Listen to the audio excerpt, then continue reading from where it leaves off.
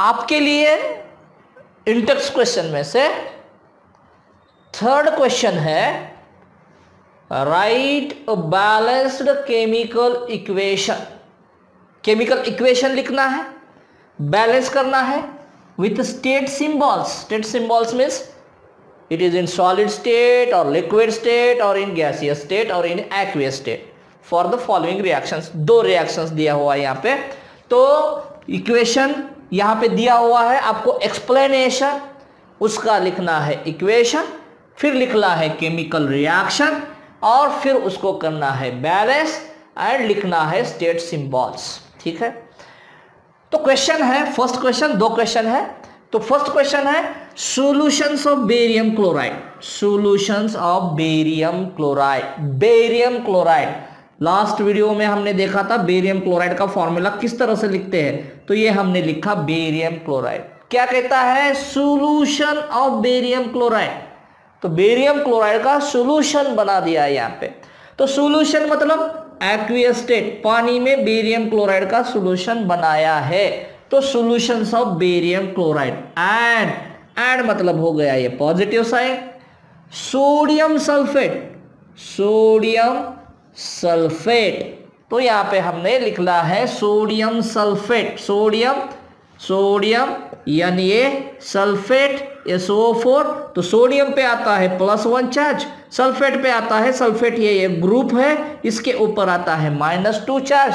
तो ये 1 लिखा, 2 लिखा, क्रॉस मल्टीप्लाई किया तो फॉर्मूला क्या आएगा, फॉर्मूला आएगा Na2SO4।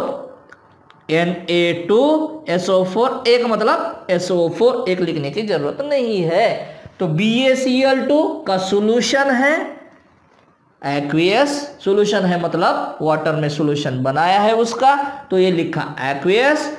फिर लिखा क्या, sodium sulphate in water. Sodium sulphate का फॉर्मूला लिखा हमने, क्या कहता है, इन वाटर। तो यहां पे हमें लिखना पड़ेगा एक्वियस। रिएक्ट टू गिव मतलब ये लगाना है एरो, मतलब वो प्रोडक्ट देगा। तो क्या दे रहा है, टू गिव इनसोलूबल। इनसोलूबल मतलब पीपीटी फॉर्म में, इनसोलूबल है मतलब पीपीटी है, पीपीटी है मतलब इनसोलूबल मास, जो डिजॉल्व फॉर्म में नहीं है, सॉलिड फॉर्म में है, प्रिसिपिटेट फॉर्म में है। तो इनसोलूबल क्या दे रहा है, इनसोलूबल, इसको हटाएंगे। तो इनसोलूबल क्या दे रहा है, इनसोलूबल दे रहा है barium sulphate. Barium sulphate BaSO4, barium sulphate. और सॉल्यूशन एंड मतलब positive solution of sodium chloride. Sodium chloride का सॉल्यूशन, सोडियम क्लोराइड मतलब ये सोडियम और ये क्लोरीन, सोडियम की वैलेंसी 1 है, क्लोरीन की वैलेंसी 1 है, इसलिए इसको NaCl ही लिखेंगे। बेरियम की वैलेंसी या बेरियम पे चार्ज है +2 क्योंकि वो सेकंड ग्रुप में आता है। सल्फेट के ऊपर चार्ज है -2, तो ये +2 -2 कट गया, मतलब ये मॉलिक्यूल न्यूट्रल है, मतलब सही है। तो हमने लिखा सॉल्यूशंस ऑफ बेरियम क्लोराइड, ये बेरियम क्लोराइड का सॉल्यूशन लिखा, मतलब एक्वियस। स्टेट के साथ लिखना है विथ स्टेट सिंबल, तो ये स्टेट लिखा हमने एक्वियस। फिर क्या लिखना है, फिर लिखना है सोडियम सल्फेट। ये हमने सोडियम सल्फेट लिखा, किसमें, वाटर में, तो इसको भी हमने एक्वियस फॉर्म में लिखा। फिर क्या बोल रहा है, इनसोलूबल बेरियम सल्फेट। इनसोलूबल मतलब सॉलिड फॉर्म में, तो इनसोलूबल बेरियम सल्फेट लिखा हमने। फिर कहता है एंड के लिए पॉजिटिव साइन लिख दिया। Solution of sodium chloride, solution of sodium chloride मतलब ये लिखा एक्वियस सोडियम क्लोराइड। तो ये रिएक्शन लिखा हमने यहाँ पे। अब हम इसको करेंगे बैलेंस। तो बैलेंस करने के लिए लिखना है एलिमेंट, फिर लिखना है रिएक्टेंट, फिर लिखना है प्रोडक्ट। टेबल बनाना है।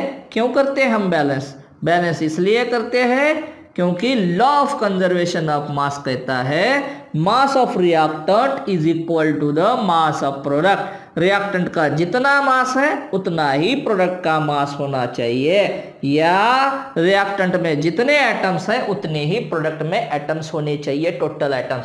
तो बेरियम एलिमेंट लिखा, बेरियम, बेरियम लिखा, फिर Cl लिखा, Cl लिखा, फिर सोडियम, ये सोडियम है तो लिखा सोडियम, फिर ये सल्फर है तो लिखा सल्फर, तो ये लिखा सल्फर, और फिर क्या है ऑक्सीजन है तो ये लिखा ऑक्सीजन। तो सारे एलिमेंट्स यहाँ पे हमने लिख दिए, बेरियम, क्लोरीन, सोडियम, ये सल्फर और ये ऑक्सीजन। चलो काउंट करो, बेरियम कितने हैं रिएक्टेंट साइड में? रिएक्टेंट साइड में बेरियम है 1, लिख दिया।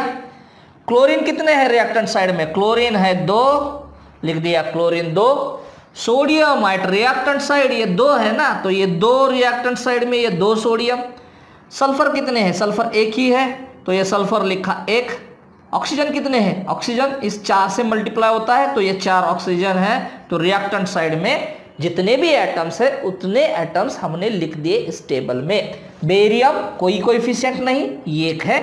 क्लोरीन 2 है तो ये 2 लिखा हमने। सोडियम 2 है, ये 2 तो ये 2 लिख दिया। सल्फर 1 ही है तो ये 1 सल्फर लिख दिया। ऑक्सीजन 4 तो here right as the 4 oxygen atoms. अब प्रोडक्ट साइड में काउंट करेंगे। तो प्रोडक्ट साइड में बेरियम, ये प्रोडक्ट साइड है, एरो के उस तरफ राइट हैंड साइड में प्रोडक्ट होता है। तो ये प्रोडक्ट कितने हैं? बेरियम कितने हैं? 1 है तो 1 लिखा है यहाँ पे हमने।